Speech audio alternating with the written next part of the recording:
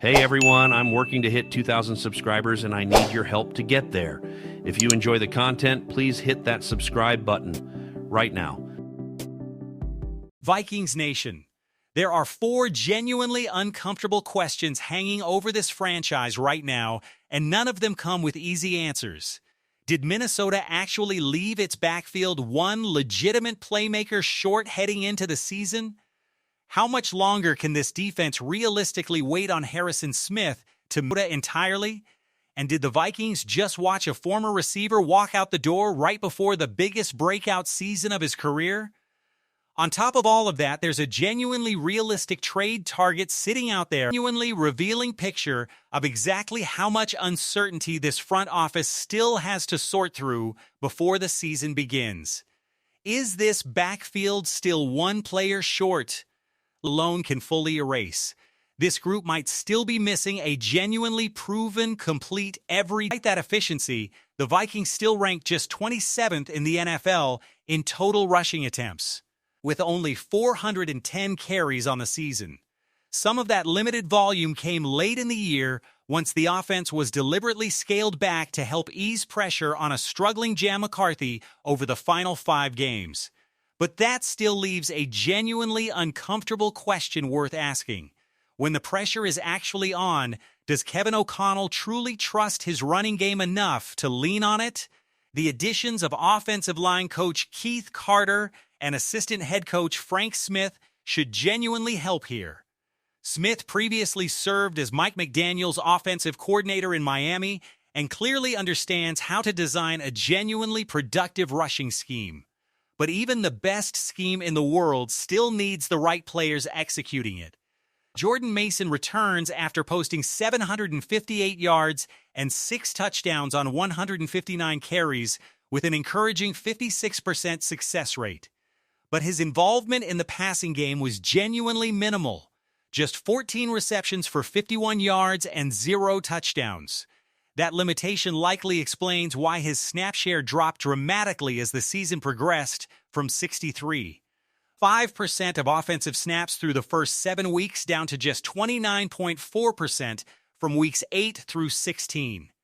Aaron Jones picked up that slack, but he now enters his age 32 season, having appeared in just 12 total games last year due to a rotating cast of hamstring, shoulder, ankle, and hip injuries. And then there's 6th-round rookie Devon Claiborne. Jones himself compared Claiborne's burst to Detroit's Jahmyr Gibbs, immediately raising expectations. But Claiborne also posted a concerning 29.9 pass-blocking grade and put the ball on the ground 5 times across 179 total attempts in college. As previous Vikings running backs have learned the hard way, pure speed alone won't keep a player on the field in this offense if he can't reliably protect the quarterback or secure the football. Xavier Scott provides some capable depth behind this group, but he doesn't fully erase the larger concern. Here's what makes this genuinely notable. Minnesota reportedly showed real interest in Travis Etienne and reportedly explored the markets for both Kenneth Walker III and Kenneth Gainwell before those players ultimately signed elsewhere. That tells you something important. This front office clearly recognized something was missing at this position, and yet still entered the season without actually filling that gap. Maybe Jordan Mason repeats last year's production. Maybe Aaron Jones stays fully healthy. Maybe Devon Claiborne immediately supplies the explosive element this offense has been missing. But Minnesota is essentially betting on all 3 of those things breaking right simultaneously. And if this new rushing scheme looks good on paper, but this team still can't consistently convert in short yardage situations, this front office may eventually realize this was the offseason to be considerably more aggressive at the position. The decision only Harrison Smith can make if the backfield represents a question of whether Minnesota waited too long to reinforce a specific need. The defense is now waiting on a decision that genuinely only one man can make. Harrison Smith has not announced whether he intends to play another season, and according to Alec Lewis of The Athletic, the entire situation remains genuinely up in the air with no firm timeline in place. The decision will reportedly come down to how Smith feels both physically and mentally, and the organization appears genuinely willing to give him a completely open canvas to make that call on his own terms. At 37 years old, Smith could realistically return right before the season starts. Join the team a few weeks into the schedule to help preserve his body across a long year, or simply decide his career has reached its natural conclusion. But the longer this decision remains unresolved, the more difficult it becomes for this coaching staff to actually prepare for a defense without him in it. Smith's value extends well beyond the traditional box score categories of tackles, interceptions, or sacks. He deeply understands Brian Flores' entire defensive system, recognizes formations instantly, communicates adjustments to his teammates, and disguises coverages in ways that prevent opposing offenses from reading this defense's intentions before the snap. That kind of experience is built through actual game reps over many seasons, and it simply cannot be instantly transferred to someone else. If Smith ultimately doesn't return, Josh Metellus appears to be the most logical option to step into that communication hub role in the deep half of the field. But that shift immediately creates a follow-up question. Who lines up next to him? Jay Ward and Theo Jackson both represent realistic possibilities, but rookie Jacoby Thomas could end up being the true deciding factor for this entire safety room. Minnesota selected Thomas out of Miami specifically because of his long-term potential at the position, but stepping into a full-time role as a rookie safety is genuinely difficult under any circumstances, and doing so inside Brian Flores' aggressive, famously complex defensive system raises that difficulty even further. If Thomas proves capable of absorbing this system quickly and handling major responsibility right away, Minnesota may feel considerably more comfortable moving forward without Smith.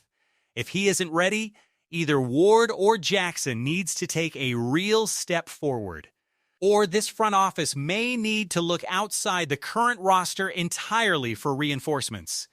Could losing this competition end J.J. McCarthy's time in Minnesota? While that safety situation continues to play out, another significant leadership question is developing on offense.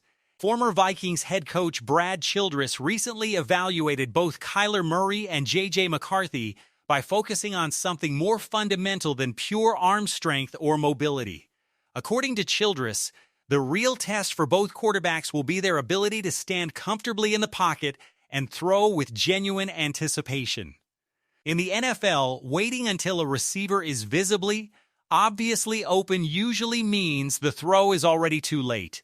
A quarterback has to release the football before real separation actually develops and simply trust his receiver to run into the window. That specific competition could realistically stretch through the entirety of training camp and potentially into the preseason itself. And the uncertainty surrounding that competition has already sparked something genuinely dramatic. Fansided's Winston Wilcox floated a hypothetical trade scenario in which the Vikings would send J.J. McCarthy to the Indianapolis Colts in exchange for Anthony Richardson Sr. and a 7th-round pick in 2027. To be completely clear here, this is not a confirmed negotiation, and there's no actual report suggesting Minnesota is genuinely shopping McCarthy right now. It's purely a hypothetical scenario built around what could theoretically happen if Kyler Murray wins the starting job outright. But even as pure speculation, it forces a genuinely important question into the open. Would losing one training camp competition truly mean the complete end of J.J. McCarthy's future with this franchise? After a genuinely inconsistent rookie season, McCarthy finished with 1,632 passing yards, 11 touchdowns, and 12 interceptions, earning a 61.8 overall grade from Pro Football Focus across 310 total passing snaps. He also produced 19 big-time throws, real flashes of the talent that made him a first-round pick, but paired that with 15 turnover-worthy plays. That genuine contrast is exactly why his overall evaluation remains so complicated. There have been real moments suggesting he's capable of leading this offense, but also enough mistakes to prevent this organization from simply handing him the job outright. If Kyler Murray does end up winning this competition, as many observers around the league currently expect, Minnesota would then have to decide whether McCarthy continues developing behind Murray or becomes a genuine trade candidate. Under this specific hypothetical, McCarthy would head to Indianapolis to initially back up Daniel Jones, who's working his way back from a torn Achilles, with a realistic path to the starting job if Jones isn't fully ready or doesn't return to his previous level. In return, Anthony Richardson would arrive in Minnesota as one of the league's most physically gifted developmental projects, working on his mechanics and consistency under Kevin O'Connell while Murray handled starting duties. But here's exactly where this proposal becomes genuinely difficult to justify. J.J. McCarthy remains a former first-round investment who has already flashed real, tangible big-time throw ability within this exact offense. Anthony Richardson remains a considerably bigger long-term projection who would require extensive patience and development.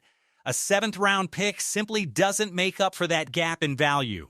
It's a genuinely fascinating concept on paper, placing two young, pressured quarterbacks into completely fresh environments. But actually moving McCarthy simply because he lost one training camp competition would feel genuinely premature. Before Minnesota seriously considers a move like this organization would first need to conclude their relationship with McCarthy has no real future, and right now there's no real evidence suggesting they've reached that point. But if Kyler Murray clearly and decisively separates himself during camp, this exact conversation may not disappear from the national radar as quickly as some fans might hope. The receiver who got away while McCarthy's future gets debated through hypothetical trade scenarios, one former Vikings receiver has already found a new team, and quite possibly the clearest opportunity of his entire career. Jalen Nailor signed a 3-year, $35 million contract with the Las Vegas Raiders, including $18 million guaranteed, a $6 million signing bonus, and an average annual value of roughly $11.67 million.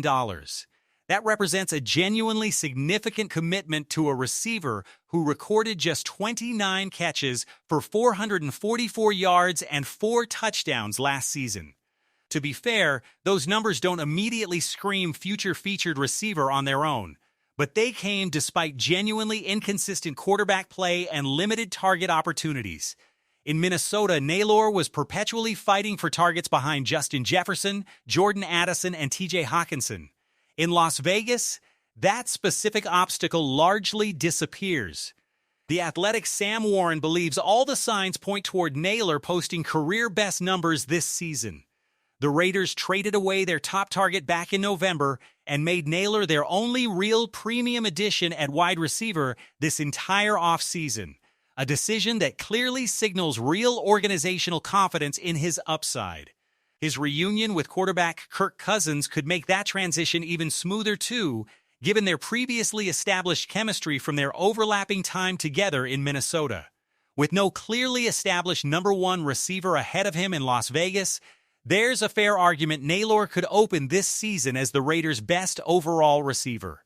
If he does genuinely break out this season, Minnesota may eventually face fair questions about whether they underestimated exactly what he was capable of with a larger featured role.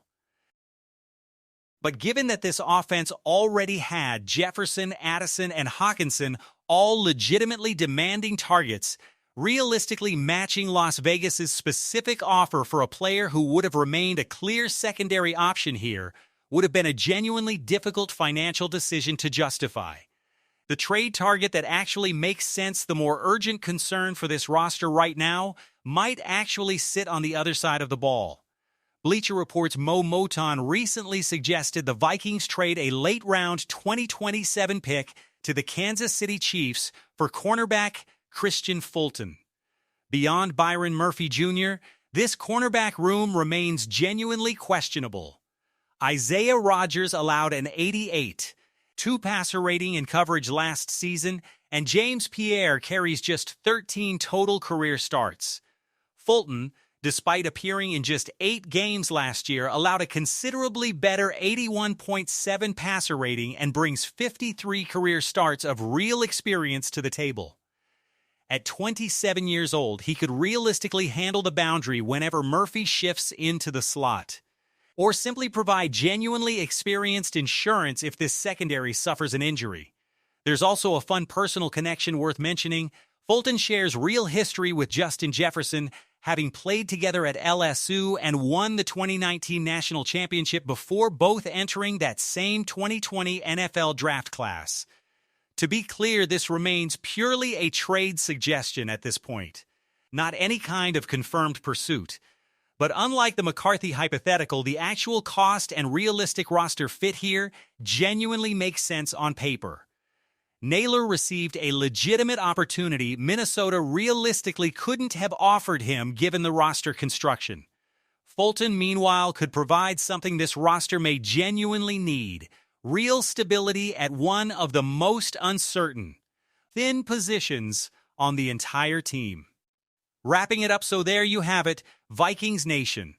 This organization is heading into training camp carrying real, unresolved decisions that could meaningfully reshape this entire season.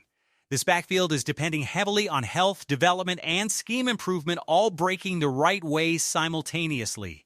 Harrison Smith controls his own personal timeline, but his potential absence would place enormous pressure on an already unsettled secondary. J.G. McCarthy remains at the center of a competition that's guaranteed to keep generating speculation, even though actually trading him for Anthony Richardson would represent a genuinely significant organizational gamble. Jalen Naylor could be heading toward a real breakout season in Las Vegas, while Christian Fulton represents a genuinely realistic potential fix for this secondary.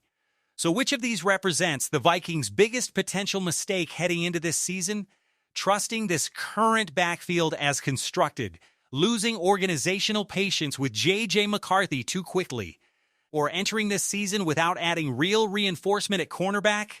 Leave your answer down in the comments, and we'll see you in the next video. Stay tuned. Skol Vikings, let's go.